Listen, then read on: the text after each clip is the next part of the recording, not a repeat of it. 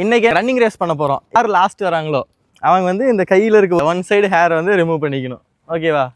வேறு நிறைய கரடி மாதிரி வச்சுருக்கான். சரிவா, ஸ்டார்ட் பண்ணலாம்.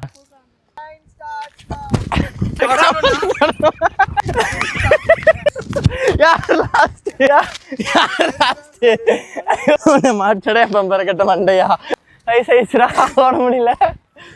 இப்போ என்கிட்ட வந்து தேகாவோட ஹேர் ரிமூவல் பவுடர் இருக்கு.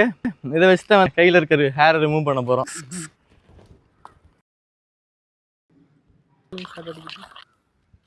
பையன் கேமில் தோத்துட்டான். சொன்ன மாதிரியே அவன் ஹேர் ரிமூவ் பண்ணுறான். ஒன் சைடில் ஃபுல்லாக அப்ளை பண்ணியிருக்கோம். 15 மினிட்ஸ் வெயிட் பண்ணுறோம். அப்புறம் ரிசல்ட் பார்ப்போம். 15 minutes later. ஆக்சுவலாக வெட் டிஷ்யூ இல்லை வெட் வைப்ஸ் ஏதோ ஒன்று வச்சு நம்ம ரிமூவ் பண்ணலாம். இப்போ நம்மக்கிட்ட எதுவும் இல்லை. அதனால் பசங்கிட்ட இருக்க ஆயுதம் கர்ச்சீஃபு.